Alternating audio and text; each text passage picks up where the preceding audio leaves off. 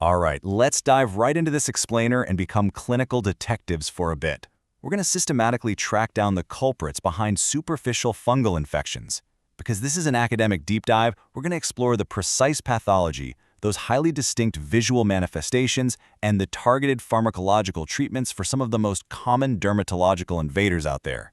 Now, fungal diseases of the skin are frankly incredibly prevalent, but identifying them accurately, that requires a really sharp eye and a very solid understanding of the underlying microbiology. So to truly understand the pathogenesis we're about to explore, we first have to ask, what exactly tips the balance between a peaceful skin flora and an active, fiery, inflammatory infection? You know, human skin is basically a massive ecosystem, literally teeming with microscopic life. And a lot of these organisms are perfectly content just living harmlessly right there on our surface. But under very specific conditions, maybe it's an altered local environment, a sudden drop in our systemic immune defenses, or the introduction of a really aggressive foreign strain, these organisms can suddenly shift into a pathogenic state. Finding out exactly how and why this happens is our main mission today. Okay, here is our clinical syllabus for this session. First, the superficial fungal triad. Second, dermatophytes, the keratin eaters. Third, pityriasis versicolor, color shifter. Fourth, candidiasis, the opportunist. And finally, number 5, diagnosis and management. Let's start with Section 1, the superficial fungal triad. The absolutely crucial point to grasp right away is this strict anatomical boundary. These invaders we're talking about are confined strictly to the topmost dead layers of your skin, hair, and nails. Specifically, we're looking at the stratum corneum. In clinical dermatology, we always separate fungal infections into 2 major buckets: deep infections that actually penetrate down into the dermal and subcutaneous layers, and superficial infections, which stay strictly on the surface. Our focus today is purely on the superficial triad, the dermophytes, the Pityrosporum species, and Candida.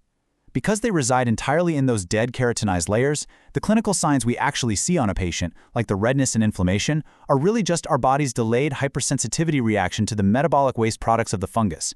It's not the fungus directly invading living tissue. Moving on to Section 2, dermatophytes, the keratin eaters. Now, what's genuinely fascinating about this first group, the dermatophytes, is their incredibly strict dietary preference for keratin. But notice how the source of the dermatophyte, whether you pick it up from an animal, the dirt, or a fellow human, directly dictates how severely the immune system responds. It's an amazing evolutionary dynamic. Anthropophilic fungi have literally co-evolved alongside humans. They want to survive on us without setting off the body's alarm bells, so they cause a very mild, smoldering chronic inflammation. However, if you contract a zoophilic strain from, say, a farm animal or a pet, or a geophilic strain from the soil, your immune system has no idea what it is. It completely freaks out and mounts this massive, aggressive, inflammatory response. A textbook example of this is a carrion, which is a severe, boggy, intensely inflammatory swelling of the scalp that discharges purulent material, and it's almost exclusively caused by those zoophilic organisms. If you're looking for a clinical smoking gun, this active, serpiginous border is your absolute definitive clue for a dermatophyte infection on the body. This is that classic ringworm presentation. Think about how it works. As the fungus consumes the keratin and expands outward radially, the center of the lesion literally runs out of food. So the inflammation settles down, leaving the relatively clear center. The active battleground is that elevated, worm-like outer border where the fungus is actively invading fresh keratin. Recognizing this is absolutely crucial, because if you look at this scaly rash and mistakenly prescribe a topical steroid, you're going to cause what's called tinea incognito. The steroid suppresses the local immune response, totally wiping out that classic border, and allows the fungus to spread like wildfire while losing all its distinct clinical features.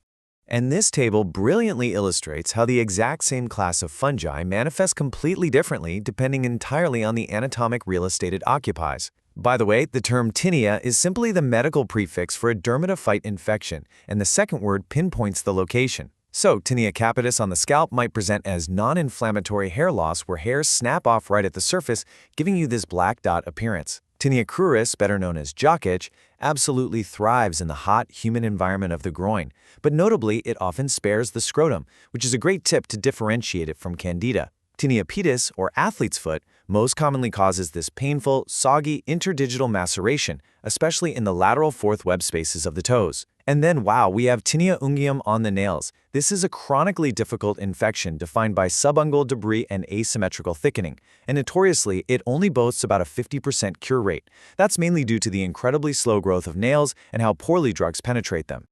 Okay, Section 3. Pityriasis versicolor, color shifter. Let's move to our second invader, a truly fascinating organism that literally changes its structural identity and, as a result, the color of your skin. Disease here only actually occurs when this organism undergoes a dimorphic shift, transforming from a peaceful yeast right into a pathogenic filamentous mycelium. See, this organism is actually part of our normal skin flora. In its peaceful, little spherical yeast form, we call it Pitiosporum orbicular, or ovale. Honestly, you likely have it on your skin right now. But under certain conditions, usually in warm, highly humid, temperate climates, it transforms. It physically shifts into its active myceliophase, which we call malassezia for fur. Only when it makes this structural leap from a round yeast into a branching filamentous form does it actually begin to cause clinical disease. Now, in practice, patients are often way more concerned with the cosmetic impact of these shifting colors during the summer months than any actual physical discomfort. Versicolor literally means varying in color. What happens is the fungus produces a chemical that actually interferes with normal melanocyte function in your skin. So the affected patches can be hyperpigmented, looking pink, tan, or dark, or they can be completely hypopigmented and pale. Because it's a chronic, very mild infection, it usually doesn't itch much at all. Patients generally only notice it when they go out into the summer sun. They're normal skin tans, but the areas affected by the fungus just stay pale, making these macules suddenly super obvious, especially on the upper trunk and neck.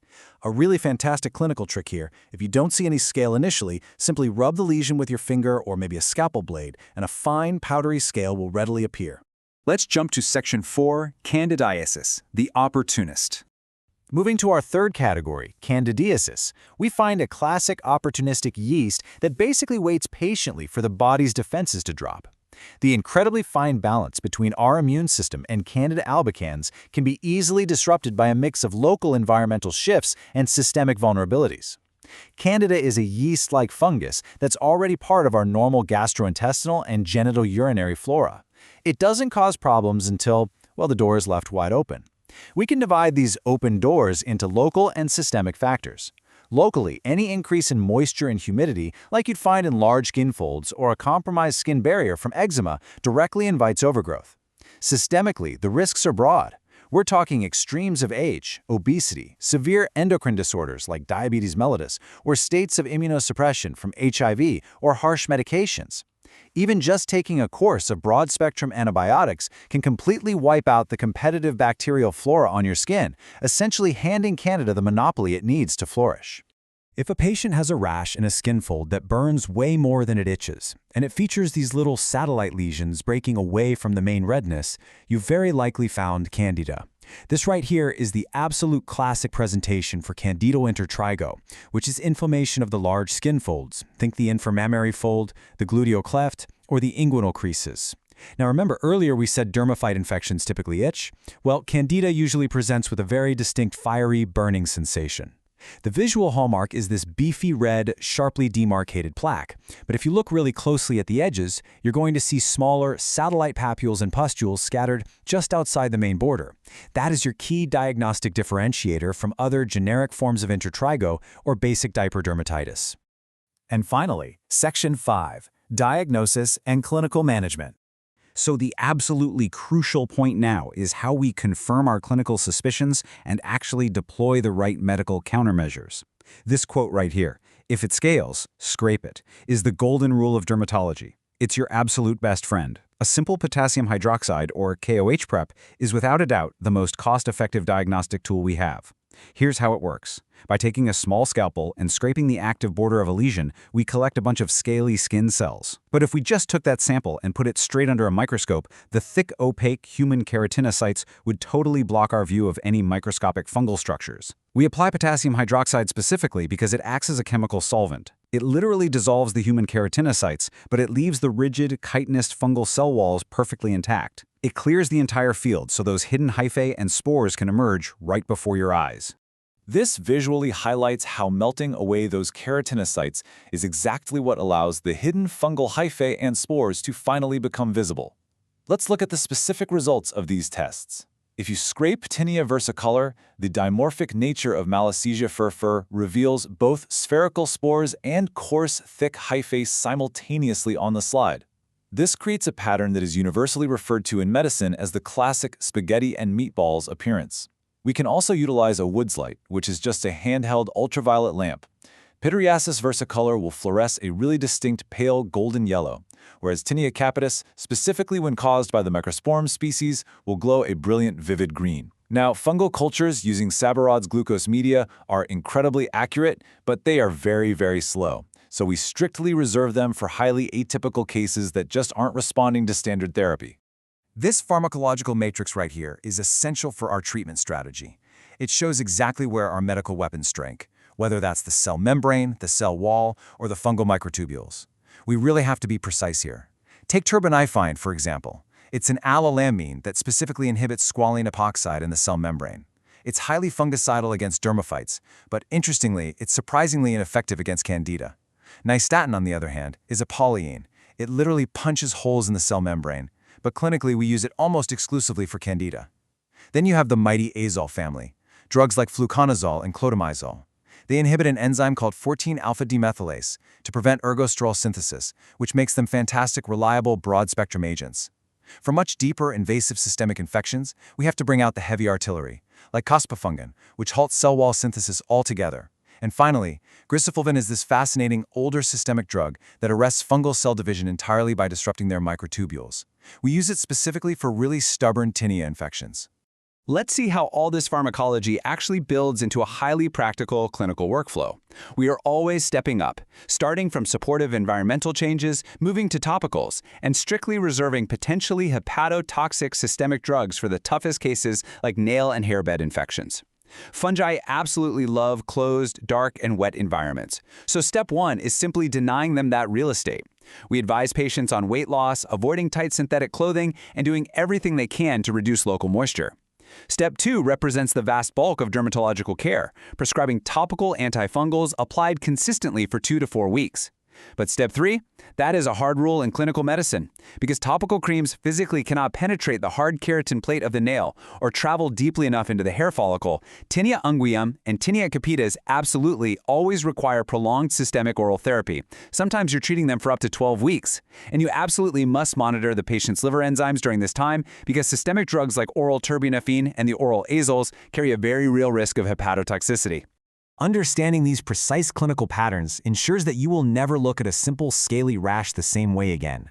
By combining a really deep academic knowledge of fungal pathology with careful, deliberate observation of morphological clues, like those serpiginous borders we talked about, or those sneaky satellite lesions, you can diagnose with total confidence and treat effectively. Just remember the golden rule: if it scales, scrape it. The next time you encounter an undifferentiated red plaque in your clinic, will you be ready to look past the surface, scrape that scale, and catch the invisible invader hiding right in plain sight? Thank you so much for joining me on this explainer. Stay curious, stay observant, and I'll catch you on the next one.